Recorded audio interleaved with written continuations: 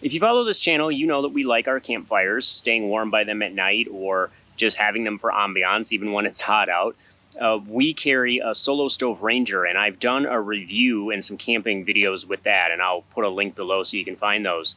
The folks over at LifeDo reached out to us and wanted to know if we wanted to check out their fire pit. They sell it as the most portable camping fire pit that you're going to find.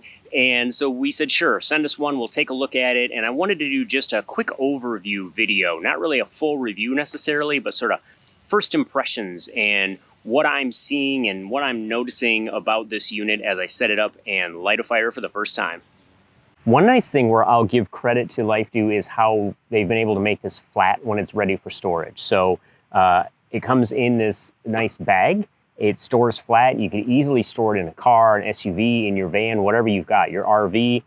It is a little bit heavy, at least the first impression. It's about 18 pounds, and that is something that you'd have to just think about in terms of weight, depending on the rig that you're in, or just picking it up and carrying it around. It does store very neatly in this bag that it comes with.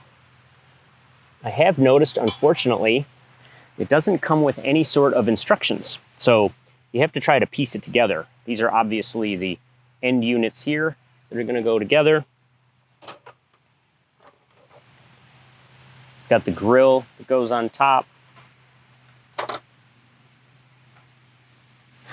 The pan or walls that go underneath.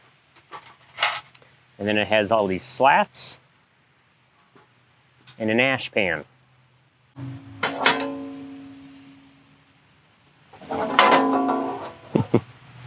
This is one of those things where if it had instructions, there's probably some neat trick to doing this. And maybe once you've done it a few times, it locks in better for you and faster so that you don't have to worry about looking like a fool trying to put it together. Normally I'd start out with some pretty small sticks as kindling, then medium sticks, large sticks. They use a fire starter. It just depends on what you want to do. The grate that's in the bottom of this is pretty wide, so some of your smaller kindling type stuff may not work all that well. So you're going to want something a little bit larger.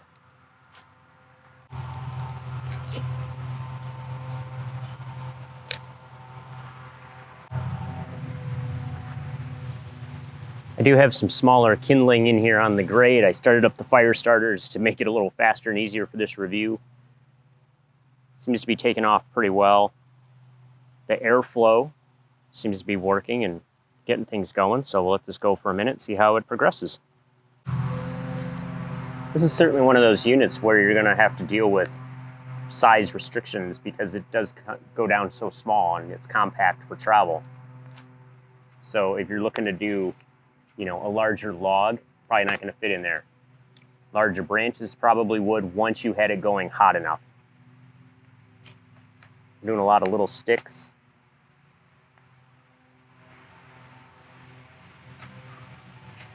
Any kind of small debris, that kind of thing would go in there pretty well. It's a pretty windy day here when I'm doing this.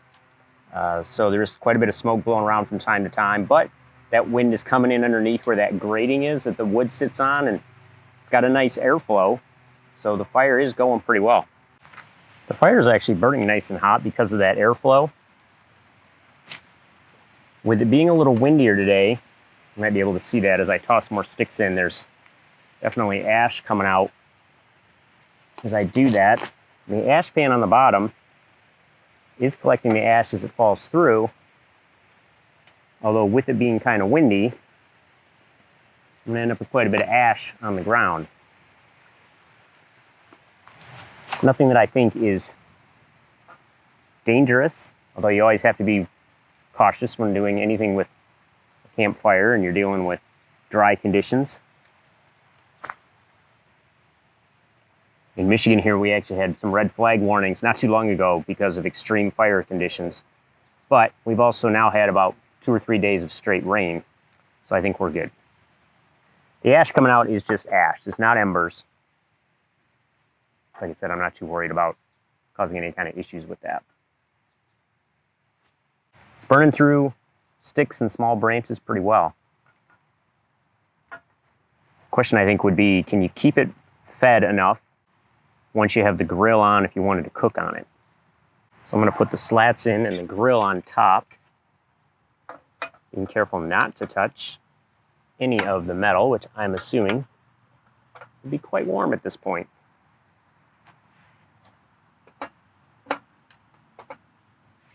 The unit does have built-in handles all the way around, so you can pick it up and carry it once it's put together. Can't do that once fire's going, obviously, because that metal's going to get pretty hot. But I could see where these side handles might be enough of an opening that you could do some feeding of sticks through there as needed. Guess we can give that a shot. Whether or not the company intended you to use those handles as feeding points for fuel isn't clear. Because again, there's no instructions that come with this thing.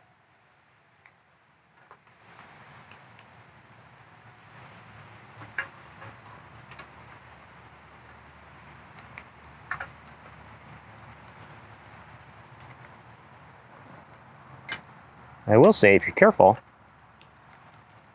those handles do work as a feeding port. The ash pan that I mentioned earlier has a decent sized lip. So as the ash is collecting underneath, it's holding most of it. And if you didn't have a lot of wind like I have today, it would probably collect everything. I think you have to look at something like this based on how you're going to use it. So there are a lot of different options when it comes to fire pits. There's the much larger round ones like we have the Solo Stove. But Solo Stove also makes very tiny camp stoves that you basically fuel with twigs, sticks, small branches that you can find. And I think that's the fuel that you're going to use for this for the most part. There's a lot of different kind of camp stoves, small stoves that are out there that run on fuel, like butane or propane. And then you have the ones that are wood-powered. They also tend to be very small, though. So generally when you're running something on sticks or small branches, the unit itself is going to be pretty tiny, which makes it nice and compact for travel. There's some that are out there specifically for backpacking. And you just have to know that you're not going to be able to put much more than a mug of water on it, maybe, or a small pot to heat up water or do some cooking. What's nice about this is that this grill is quite large. You want to do burgers, you want to do hot dogs, something a little bit larger, you could do that if you could keep the fire going well enough. And I think you could if you had enough supply just by feeding in through these handles. That is definitely putting out plenty of heat sitting next to it. I suppose if you wanted to use it just as a campfire to stay warm, you wouldn't need to throw the grill on there. And then it would be much easier to feed larger pieces of fuel in there just by dropping it on top.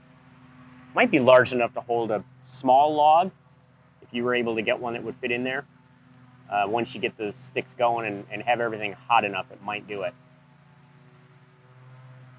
I'd like to spend some more time with this and really try it out for cooking, carrying it around for maybe a small portable fire pit if you don't have an option to build one or you don't camp somewhere where there is one already. As I mentioned before, your initial reaction is going to be, wow, this thing is heavy, but it's really sturdy. So as I was doing stuff with the wood and trying to get it fed, it's not moving. And I think when you're going to do any kind of grilling on it, that's just not going to be a problem. You're going to have a pretty sturdy piece that's all locked together. All four sides actually, the tabs insert into the slots and then they actually lock down. So it's going to be pretty sturdy when you're doing anything with it.